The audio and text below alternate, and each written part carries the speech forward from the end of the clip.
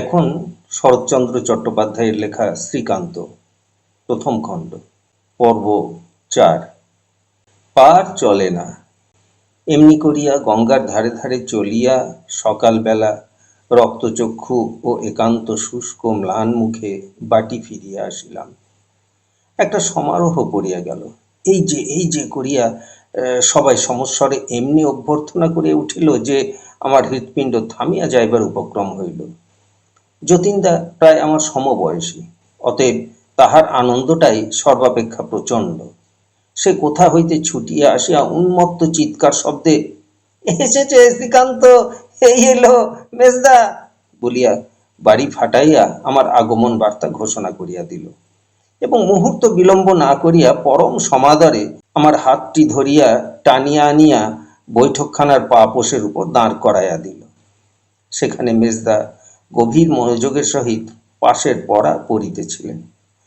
মুখ তুলিয়া একটিবার মাত্র আমার প্রতি দৃষ্টিপাত করিয়া পুনশ্চ পড়ায় মন দিলেন। অর্থাৎ বাঘ শিকার হস্তগত করিয়া নিরাপদে বসিয়া যেরূপ অবহেলার সহিত অন্যদিকে চাহিয়া থাকে, তাহারও সেই ভাব। শাস্তি দিবার এত বড় মাহেন্দ্রযোগ তাহার ভাগ্যে আর কখনো ঘটিয়াছে কিনা সন্দেহ। মিনিট খানেক চুপচাপ। সারা রাত্রি বাহিরে কাটাইয়া গেলে কর্ণযুগল ও উভয় গণ্ডের উপর যে সকল ঘটনা ঘটিবে তাহা আমি জানিতাম, কিন্তু আর যে দাঁড়াইতে পারি না। অথচ কর্মকর্তারও ফুরসত নাই, তাহারও যে আবার পাশের পড়া। আমাদের এই মেজদাটিকে আপনারা বোধ করি এত শীঘ্র বিস্মৃত হন নাই। সেই যাহার কঠোর তত্ত্বাবধানে কাল সন্ধ্যাকালে আমরা পাঠাভ্যাস করিতেছিলাম এবং ক্ষণেক পরেই যাহার সুগম্ভীর ও রবে সেজ উল্টানোর চোটে গত রাত্রির সেই দি রয়্যাল বেঙ্গলকেও দিশাহারা হইয়া একেবারে ডালিমতলায় ছুটিয়া পালাইতে হইয়াছিল, সেই তিনি। পাঁজিটা একবার দেখি রে সতীশ, এবেলা আবার বেগুন খেতে আছে নাকি বলিতে বলিতে পাশের দ্বার ঠেলিয়া পিসিমা ঘরে পা দিয়াই আমাকে দেখিয়া অবাক হইয়া গেলেন। কখন এলি রে? কোথায় গিয়েছিলি? ধন্যী ছেলে বাবা তুমি, সারা রাত্রিটা ঘুমুতে পারিনি, ভেবে মরি সেই যে ইন্দ্রের সঙ্গে চুপি চুপি বেরিয়ে গেল আর দেখা নেই। না খাওয়া না দাওয়া, কোথায় ছিলি বলতো হতভাগা? মুখ কালিবর্ণ, চোখ রাঙা, ছল ছল করছে। বলি জ্বর টর হয়নি তো? কই কাছে হয়তো গা দেখি। একসঙ্গে এতগুলো প্রশ্ন করিয়া পিসিমা নিজেই আগাইয়া আসিয়া আমার কপালে হাত দিয়াই বলিয়া উঠিলেন, যা ভেবেছি তাই। এই যে বেশ গা গরম হয়েছে, এমন সব ছেলের হাত পা বেঁধে জল বিছুটি দিলে তবে আমার রাগ যায়। তোমাকে বাড়ি থেকে একেবারে বিদেয় করে তবে আমার আর কাজ। চল ঘরে গিয়ে শুবি। আয় আয় হতভাগা ছোড়া আয় বলিয়া তিনি বার্তাকুভক্ষণের প্রশ্ন বিস্তৃত হইয়া আমার হাত ধরিয়া কোলের কাছে টানিয়া লইলেন। মেজদা জলদগম্ভীর কণ্ঠে সংক্ষেপে কহিলেন, এখন ও যেতে পারবে না। কেন, কি করবে ও? না না, এখন আর পড়তে হবে না, আগে যা হোক দুটো মুখে দিয়ে একটু ঘুমোক। আয় আয় আমার সঙ্গে বলিয়া পিসিমা আমাকে লইয়া চলিবার উপক্রম করিলেন। কিন্তু শিকার যে হাত ছাড়া হয়। মেজদা স্থানকাল ভুলিয়া প্রায় চিৎকার করিয়া আমাকে ধমক দিয়া উঠিলেন, খবরদার যাস না বলছি শ্রীকান্ত। পিসিমা পর্যন্ত যেন একটু চমকাইয়া উঠিলেন। তারপরে মুখ ফিরাইয়া মেজদার প্রতি চাহিয়া শুধু কহিলেন, সত্যি? পিসিমা অত্যন্ত রাশভারী লোক, বাড়িসুদ্ধ সবাই তাহাকে ভয় করিত। মেজদা সে চাহনির সম্মুখে ভয়ে একেবারে জড়সড় হইয়া উঠিল। আবার পাশের ঘরেই বরদা বসেন, কথাটা তাঁর কানে গেলে আর রক্ষা থাকিত না। পিসিমার একটা স্বভাব আমরা চিরদিন লক্ষ্য করিয়া আসিয়াছি, কখনো কোনো কারণেই তিনি চেঁচামেচি করিয়া লোক জড়ো করিয়া তুলিতে ভালোবাসিতেন না। হাজার রাগ হইলেও তিনি জোরে কথা বলিতেন না। তিনি কহিলেন, তাই বুঝি ও এখানে দাঁড়িয়ে? দেখ সতীশ, যখন তখন শুনি তুই ছেলেদের মারধর করিস। আজ থেকে কারো গায়ে যদি তুই হাত দিস, আমি জানতে পারি এই থামে বেঁধে চাকর দিয়ে তোকে আমি বেদ দেওয়াবো। বেহায়া, নিজে ফি বছর ফেল হচ্ছে, ও আবার যাই পরকে শাসন করতে। কেউ পড়ুক না পড়ুক, কারুকে তুই জিজ্ঞাসা পর্যন্ত করতে পাবি না বলিয়া তিনি আমাকে লইয়া যে পথে প্রবেশ করিয়াছিলেন সেই পথে বাহির হইয়া গেলেন। মেজদা মুখ কালি করিয়া বসিয়া রহিল। এ আদেশ অবহেলা করিবার সাধ্য বাড়িতে কাহারও নাই, সে কথা মেজদা ভালো করিয়াই জানিত। আমাকে সঙ্গে করিয়া পিসিমা তার নিজের ঘরের মধ্যে আনিয়া কাপড় ছাড়াইয়া দিলেন এবং পেট ভরিয়া গরম গরম জিলাপি আহার করাইয়া বিছানায় শোয়াইয়া দিয়া আমি মরিলেই তার হাড় জুড়ায় এই কথা জানাইয়া দিয়া বাহির হইতে শিকল বন্ধ করিয়া চলিয়া গেলেন। মিনিট পাঁচেক পরে খুট করিয়া সাবধানে শিকল খুলিয়া ছোটদা হাঁপাইতে হাঁপাইতে আসিয়া আমার বিছানার উপর উপর হইয়া পড়িল। আনন্দের আতিশয্যে প্রথমটা সে কথা কহিতেই পারিল না। একটুখানি দম লইয়া ফিস ফিস করিয়া কহিল, মেজদাকে মা কি হুকুম দিয়েছে জানিস? আমাদের কোনো কথায় তার থাকবার জোটই নেই। তুই আমি ইজ্জতে এক ঘরে পড়বো, মেজদা অন্য ঘরে পড়বে। আমাদের পুরনো পর্দা দেখবেন, ওকে আমরা আর কেয়ার করব না বলিয়া দুই হাতের বৃদ্ধাঙ্গুষ্ঠ একত্র করিয়া সবেগে আন্দোলিত করিয়া দিল। যতীনদাও পিছনে পিছনে আসিয়া হাজির হইয়াছিল। সে তাহার কৃতিত্বের উত্তেজনায় একেবারে অধীর হইয়া উঠিয়াছিল এবং ছোটদাকে এই শুভ সংবাদ দিয়া সেই এখানে আনিয়াছিল। প্রথমে সে খুব খানিকটা হাসিয়া লইল, হাসি থামিলে নিজের বুকে বারংবার করাঘাত করিয়া কহিল, আমি আমি আমার জন্যই হলো, তা জানো? ওকে আমি মেজদার কাছে না নিয়ে গেলে মা কি হুকুম দিত? ছোটদা, তোমার কলের লাড্ডুটা কিন্তু আমাকে দিতে হবে, তা বলে দিচ্ছি। আচ্ছা দিলুম, নিগে যা আমার ডেস্ক থেকে বলিয়া ছোটদা তৎক্ষণাৎ হুকুম দিয়া ফেলিল। কিন্তু এই লাড্ডুটা বোধ করি সেই ঘণ্টাখানেক পূর্বে পৃথিবীর বিনিময়েও দিতে পারিত না। এমনি মানুষের স্বাধীনতার মূল্য, এমনি মানুষের ব্যক্তিগত ন্যায্য অধিকার লাভ করার আনন্দ। যাক, আমার কেবলই মনে হইতেছে শিশুদের কাছেও তাহার দুর্মূল্যতা এক বিন্দু কম নয়। মেজদা তাহার অগ্রজের অধিকারে স্বেচ্ছাচারে ছোটদের যে সমস্ত অধিকার গ্রাস করিয়া বসিয়াছিল তাহাকেই ফিরিয়া পাইবার সৌভাগ্যে ছোটদা তাহার প্রাণতুল্য প্রিয় বস্তুটিকেও অসংকোচে হাতছাড়া করিয়া ফেলিল। বস্তুত মেজদার অত্যাচারের আর সীমা ছিল না। রবিবারে দুপুর রৌদ্রে 1 মাইল পথ হাঁটিয়া গিয়া তাহার তাস খেলার বন্ধু ডাকিয়া আনিতে হইত। গ্রীষ্মের ছুটির দিনে তাহার দিবানিদ্রার সমস্ত সময়টা পাখার বাতাস করিতে হইত। শীতের রাত্রে তিনি লেপের মধ্যে হাত পা ঢুকাইয়া কচ্ছপের মতো বসিয়া বই পড়িতেন, আর আমাদিগকে কাছে বসিয়া তাহার বহির পাতা উল্টাইয়া দিতে হইত। এমনি সমস্ত অত্যাচার, অথচ না বলিবার জো নাই, কাহার কাছে অভিযোগ করিবার সাধ্য পর্যন্ত নাই। ঘুণাক্ষরে জানিতে পারিলেও তৎক্ষণাৎ হুকুম করিয়া বসিতেন, কেশব, তোমার জিওগ্রাফি আনো, পুরানো পড়া দেখি। যতীন, যাও একটা ভালো দেখে ঝাউয়ের ছড়ি ভেঙে আনো, অর্থাৎ প্রহার অনিবার্য। অতএব আনন্দের মাত্রাও যে ইহাদের বাড়াবাড়িতে গিয়া পড়িবে, ইহাও আশ্চর্যের বিষয় নয়। কিন্তু সে যতই হোক, আপাতত তাহাকে স্থগিত রাখা আবশ্যক, কারণ স্কুলের সময় হইতেছে। আমার জ্বর, সুতরাং কোথাও যাইতে হইবে না। মনে পড়ে সেই রাত্রেই জ্বরটা প্রবল হইয়াছিল এবং 7-8 দিন পর্যন্ত শয্যাগত ছিলাম। তার কতদিন পরে স্কুলে গিয়াছিলাম এবং আরও যে কতদিন পরে ইন্দ্রের সহিত আবার দেখা হইয়াছিল তাহা মনে নাই, কিন্তু সেটা যে অনেক দিন পরে এ কথা মনে আছে।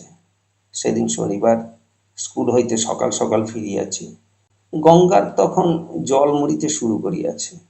তাহারই সংলগ্ন একটা নালার ধারে বসিয়া ছিপ দিয়া ট্যাংরা মাছ ধরিতে বসিয়া গিয়াছি।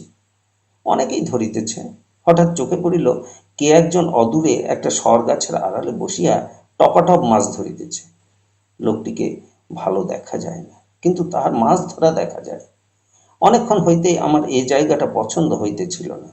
মনে করিলাম উহারই পাশে গিয়া বসি। ছিপ হাতে করিয়া একটুখানি ঘুরিয়া দাঁড়াইবা মাত্র সে কহিল, আমার ডান দিকে বস। ভালো আছিস তো রে শ্রীকান্ত? বুকের ভিতরটা ধক করিয়া উঠিল। তখন তাহার মুখ দেখিতে পাই নাই, কিন্তু বুঝিলাম এ ইন্দ্র। দেহের ভিতর দিয়া বিদ্যুতের তীব্র প্রবাহ চলিয়া গেলে যে যেখানে আছে এক মুহূর্তে যেমন সজাগ হইয়া উঠে, ইহার কণ্ঠস্বরেও আমার সেই দশা হইল। চক্ষের পলকে সর্বাঙ্গের রক্ত চঞ্চল উদ্দাম হইয়া বুকের উপর আছাড় খাইয়া পড়িতে লাগিল। কোনো মতেই মুখ দিয়ে একটা জবাব বাহির হইল না।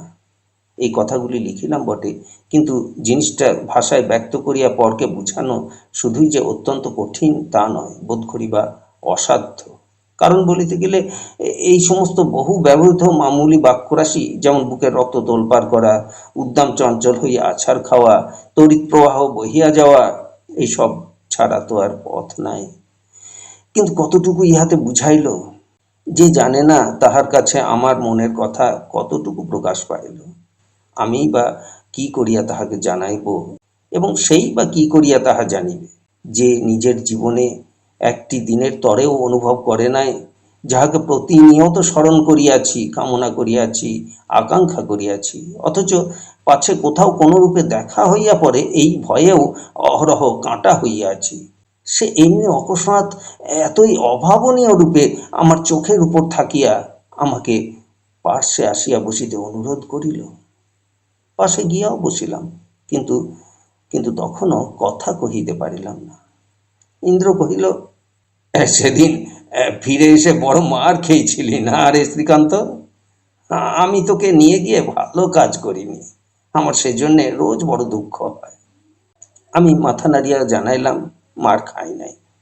ইন্দ্র খুশি হইয়া বলিল, খাসনি? দেখ রে শ্রীকান্ত, তুই চলে গেলে আমি মা কালীকে অনেক ডেকেছিলুম যেন তোকে কেউ না মারে। কালী ঠাকুর বড় জাগ্রত দেবতা রে, মন দিয়ে ডাকলে কখনো কেউ মারতে পারে না। মা এসে তাদের এমনি বলিয়ে দেন যে কেউ কিছু করতে পারে না। বলিয়া সে ছিপটা রাখিয়া দুই হাত জোর করিয়া কপালে ঠেকাইয়া বোধ করি তাকেই মনে মনে প্রণাম করিল। বড়শিতে একটা টোপ দিয়া সেটা জলে ফেলিয়া বলিল, আমি তো ভাবিনি তোর জ্বর হবে, তাহলে সেও হতে দিতুম না। আমি আমি আস্তে আস্তে প্রশ্ন করিলাম, কি করতে তুমি? ইন্দ্র কহিল, কিছুই না, শুধু জবা ফুল তুলে এনে মা কালীর পায়ে দিতুম। উনি উনি জবা ফুল বড় ভালোবাসেন।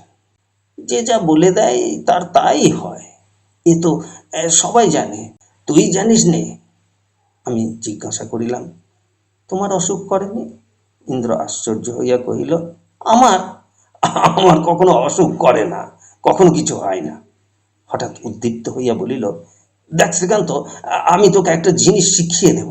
যদি তুই দুবেলা খুব মন দিয়ে ঠাকুর দেবতার নাম করিস, তারা সব সামনে এসে দাঁড়াবেন, তুই তুই স্পষ্ট দেখতে পাবি। তখন আর তোর কোনো অসুখ করবে না, কেউ তোর এক গাছি চুল পর্যন্ত ছুঁতে পারবে না, তুই আপনি টের পাবি। আমার মতন যেখানে খুশি যা, যা খুশি কর, কোনো ভাবনা নেই, বুঝলি? আমি ঘাড় নাড়িয়া বলিলাম, হুম। বড়শিতে টোপ দিয়া জলে ফেলিয়া মৃদুকণ্ঠে জিজ্ঞাসা করিলাম, এখন তুমি কাকে নিয়ে সেখানে যাও? কোথায়? ওপারে মাছ ধরতে। ইন্দ্র ছিপটা তুলিয়া লইয়া সাবধানে পাশে রাখিয়া বলিল, আমি আর যাইনি। তাহার কথা শুনিয়া ভারী আশ্চর্য হইয়া গেলাম। কহিলাম, আর একদিনও যাওনি? না, একদিনও না। আমাকে মাথার দিব্যি দিয়ে, কথাটা ইন্দ্র শেষ না করিয়াই ঠিক যেন থতমত খাইয়া চুপ করিয়া গেল। উহার সম্বন্ধে এই কথায় আমাকে অহরহ খোঁচার মতো বিঁধিয়াছে। কোনো মতেই সেদিনের মাছ বিক্রিটা ভুলিতে পারি নাই। তাই সে যদি বা চুপ করিয়া গেল, আমি পারিলাম না। জিজ্ঞাসা করিলাম, কে মাথার দিব্যি দিলে ভাই, তোমার মা? না, মা নয়, বলিয়া ইন্দ্র চুপ করিয়া রহিল। তারপরে সে ছিপের গায়ে সুতাটা ধীরে ধীরে জড়াইতে জড়াইতে কহিল, শ্রীকান্ত, আমাদের সে রাত্রির কথা তুই বাড়িতে বলে দিসনি তো? আমি বলিলাম, না, কিন্তু তোমার সঙ্গে চলে গিয়েছিলাম, তা সবাই জানে।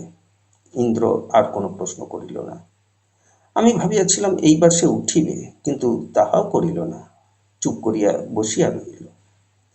তাহার মুখে সর্বদাই কেমন একটা হাসির ভাব থাকে, এখন তাহাও নাই, এবং কি একটা সে যেন আমাকে বলিতে চায়, অথচ তাহাও পারিতেছে না, বলিয়া উঠিতেও পারিতেছে না, বসিয়া থাকিতেও যেন অস্বস্তি বোধ করিতেছে। আপনারা পাঁচজন এখানে হয়তো বলিয়া বসিবেন, এটি বাবু তোমার কিন্তু মিছে কথা, অতখানি মনস্তত্ত্ব আবিষ্কার করিবার বয়সটা তো তা নয়। আমিও তাহা স্বীকার করি, কিন্তু আপনারাও এ কথাটা ভুলিতেছেন যে আমি ইন্দ্রকে ভালোবাসিয়াছিলাম। একজন আরেকজনের মন বুঝে সহানুভূতি এবং ভালোবাসা দিয়া, বয়স এবং বুদ্ধি দিয়া নয়। সংসারে যে যত ভালোবাসিয়াছে, পরের হৃদয়ের ভাষা তাহার কাছে তত ব্যক্ত হইয়া উঠিয়াছে। এই অত্যন্ত কঠিন অন্তর্দৃষ্টি শুধু ভালোবাসার জোরেই পাওয়া যায়, আর কিছুতেই নয়। তাহার প্রমাণ দিতেছি। ইন্দ্র মুখ তুলিয়া কি যেন বলিতে গেল, কিন্তু বলিতে না পারিয়া সমস্ত মুখ তার অকারণে রাঙা হইয়া উঠিল। তাড়াতাড়ি একটা স্বরের ডাঁটা ছিঁড়িয়া নতমুখে জলের উপর নাড়িতে নাড়িতে কহিল, শ্রীকান্ত, কি ভাই, তোর তোর কাছে টাকা আছে? ক টাকা? ক টাকা? এই ধর 5 টাকা আছে, তুমি নেবে?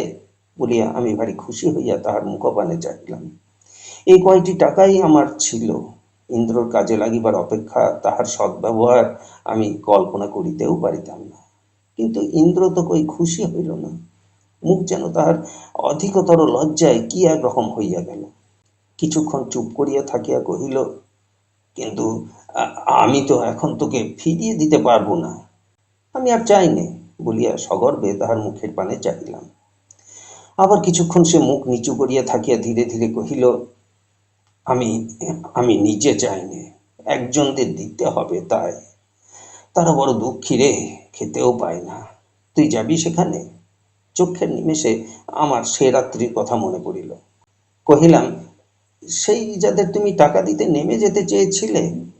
ইন্দ্র অন্যমনস্কভাবে মাথা নাড়িয়া বলিল, হ্যাঁ, তারাই। টাকা আমি নিজেই তো কত দিতে পারি, কিন্তু দিদি যে কিছুতেই নিতে চায় না।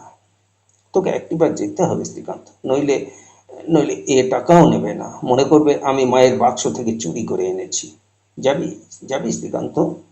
তারা বুঝি তোমার দিদি হয়? ইন্দ্র একটু হাসিয়া বলিল, না, দিদি হয় না, দিদি বলি। যাবি তো?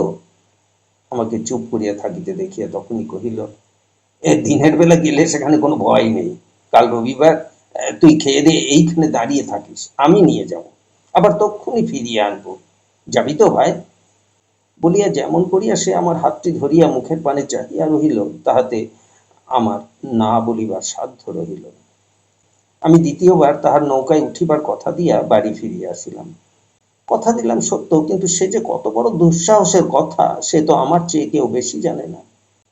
সমস্ত বিকাল বেলাটা মন ভারী হইয়া রহিল, এবং রাত্রে ঘুমের ঘোরে প্রগাঢ় অশান্তির ভাব সর্বাঙ্গে বিচরণ করিয়া ফিরিতে লাগিল। ভোরবেলা উঠিয়া সর্বাগ্রে ইহাই মনে পড়িল, আজ যেখানে যাইব বলিয়া প্রতিশ্রুত হইয়াছি, সেখানে যাইলে কোনো মতেই আমার ভালো হইবে না। কোন সূত্রে কেহ জানিতে পারিলে ফিরিয়া আসিয়া যে শাস্তি ভোগ করিতে হইবে, মেজদার জন্য ছোটদা বোধ করি সে শাস্তি কামনা করিতে পারিত না।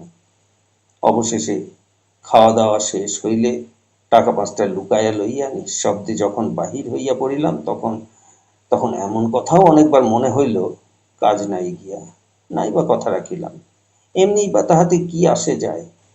যথাস্থানে উপস্থিত হইয়া দেখিলাম, সরগাছের নিচে সেই ছোট্ট নৌকাটির উপর ইন্দ্র উদ্গ্রীব হইয়া অপেক্ষা করিয়া আছে।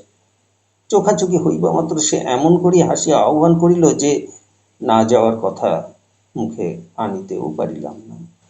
সাবধানে ধীরে ধীরে নামিয়া নিঃশব্দে নৌকাটিতে চড়িয়া বসিলাম। ইন্দ্র নৌকা ছাড়িয়া দিল। আজ মনে ভাবি, আমার বহু জন্মের সুকৃতির ফল যে সেদিন ভয়ে পিছাইয়া আসি নাই। সেই দিনটিকে উপলক্ষ করিয়া যে জিনিসটি দেখিয়া লইয়াছিলাম, সারা জীবনের মধ্যে পৃথিবী ঘুরিয়া বেড়াইয়াও তেমন কয়জনের ভাগ্যে ঘটে। আমি বা তাহার মতো আর কোথায় দেখিতে পাইলাম। জীবনে এমন সব শুভ মুহূর্ত অনেকবার আসে না। একবার যদি আসে, সে সমস্ত চেতনার উপর এমন গভীর একটা ছাপ মারিয়া দিয়া যায় যে সেই ছাঁচেই সমস্ত পরবর্তী জীবন গড়িয়া উঠিতে থাকে। আমার তাই বোধ হয়, স্ত্রীলোককে কখনো আমি ছোট করিয়া দেখিতে পারিলাম না। বুদ্ধি দিয়া যতই কেন না তর্ক করি, সংসারে পিশাচি কি নাই? নাই যদি, তবে পথে ঘাটে এত পাপের মুক্তি দেখি কাহাদের? সবাই যদি সেই ইন্দ্রর দিদি, তবে এত প্রকার দুঃখের স্রোত বহাইতেছে কাহারা? তবুও কেমন করিয়া যেন মনে হয়, এ সকল তাহাদের শুধু বাহ্য আবরণ। যখন খুশি ফেলিয়া দিয়া ঠিক তাঁরই মতোই সতীর আসনের উপর অনায়াসে গিয়া বসিতে পারে। বন্ধুরা বলেন, ইহা একটা অতি জঘন্য শোচনীয় ভ্রম মাত্র। আমি তাহারও প্রতিবাদ করি না, শুধু বলি, ইহা আমার যুক্তি নয়, আমার সংস্কার। সংস্কারের মূলে যিনি, জানি না সেই পুণ্যবতী আজও বাঁচিয়া আছেন কিনা, থাকিলেও কোথায় কিভাবে আছেন, তাহার নির্দেশ মতো কখনো সংবাদ লইবার চেষ্টাও করি নাই। কিন্তু কিন্তু কত যে মনে মনে তাকে প্রণাম করিয়াছি, তাহা যিনি সব জানিতে পারেন তিনিই জানেন। শ্মশানের সেই সংকীর্ণ ঘাটের পাশে বটবৃক্ষ মূলে ডিঙি বাঁধিয়া যখন দুজনে রওনা হইলাম, তখনও অনেক বেলা ছিল। কিছু দূর গিয়া ডান দিকে বনের ভিতর ঠাহর করিয়া দেখায় একটা পথের মতো দেখা গেল। ইন্দ্র তাহাই ধরিয়া ভিতরে প্রবেশ করিল। প্রায় 10 মিনিট চলিবার পর একটা পর্ণকুটির দেখা গেল। কাছে আসিয়া দেখিলাম ভিতরে ঢুকিবার পথ আগর দিয়া আবদ্ধ। ইন্দ্র সাবধানে তাহার বাঁধন খুলিয়া ঠেলা দিয়া প্রবেশ করিল এবং আমাকে টানিয়া লইয়া পুনরায় তেমনি করিয়া বাঁধিয়া দিল। আমি তেমন বাসস্থান কখনো জীবনে দেখি নাই। একে তো চতুর্দিকেই নিবিড় জঙ্গল, তাহাতে মাথার উপরে একটা প্রকাণ্ড তেঁতুল গাছ এবং পাকুড় গাছে সমস্ত জায়গাটা যেন অন্ধকার করিয়া রাখিয়াছে। আমাদের সারা পাইয়া এক পাল মুরগি এবং ছানাগুলা চিৎকার করিয়া উঠিল। একধারে বাঁধা গোটা 2 ছাগল ম্যা ম্যা করিয়া ডাকিয়া উঠিল। সম্মুখে চাহিয়া দেখি, ওরে বাবা, একটা প্রকাণ্ড অজগর সাপ আঁকিয়া বাঁকিয়া প্রায় সমস্ত উঠান জুড়িয়া আছে। চক্ষের নিমেষে অস্ফুট চিৎকারে মুরগিগুলাকে আরো ত্রস্ত ভীত করিয়া দিয়া আঁচড় পিঁচড় করিয়া একেবারে সেই বেড়ার উপর চড়িয়া বসিলাম। ইন্দ্র ইন্দ্র খিলখিল করিয়া হাসিয়া উঠিয়া কহিল, ও কিছু বলে না রে, বড় ভালো মানুষ, ওর নাম রহিম, বলিয়া কাছে গিয়া তাহার পেটটা ধরিয়া টানিয়া উঠানের ওধারে সরাইয়া দিল। তখন নামিয়া আসিয়া ডান দিকে চাহিয়া দেখিলাম সেই পর্ণকুটিরের বারান্দার উপরে বিস্তর ছেঁড়া চাটাই ও ছেঁড়া কাঁথার বিছানায় বসিয়া একটা দীর্ঘকায় পাতলা গোছের লোক প্রবল কাশির পরে হাঁপাইতেছে। তাহার মাথায় জটা উঁচু করিয়া বাঁধা, গলায় বিবিধ প্রকারের ছোট বড় মালা, গায়ের জামা এবং পরনের কাপড় অত্যন্ত মলিন এবং এক প্রকার হলদে রঙে ছোপানো। তাহার লম্বা দাড়ি বস্ত্রখণ্ড দিয়া জটার সহিত বাঁধা ছিল বলিয়াই প্রথমটা চিনিতে পারি নাই, কিন্তু কিন্তু কাছে আসিয়াই চিনিলাম সে সাপুড়ে। মাস 5-6 পূর্বে তাহাকে প্রায় সর্বত্রই দেখিতাম। আমাদের বাটিতেও তাহাকে কয়েকবার সাপ খেলাইতে দেখিয়াছি।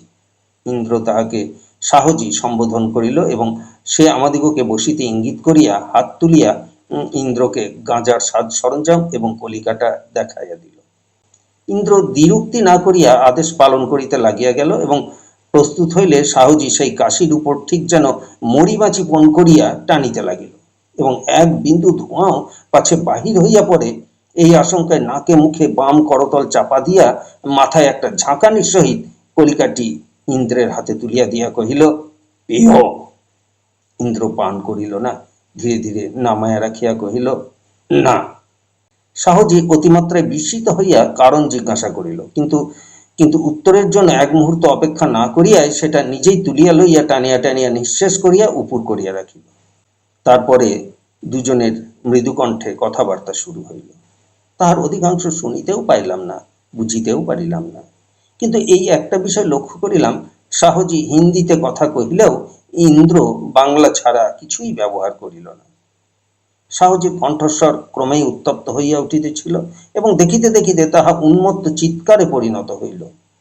কাহাকে উদ্দেশ করিয়া সে যে এরূপ অকথ্য অশ্রাব্য গালিগালাজ উচ্চারণ করিতে লাগিল, তাহা তখন বুঝিলে ইন্দ্র সহ্য করিয়াছিল বটে, কিন্তু আমি করিতাম না। তারপরে লোকটা বেড়ায় ঠেস দিয়া বসিল এবং অনতিকাল পরেই ঘাড় গুঁজিয়া ঘুমাইয়া পড়িল।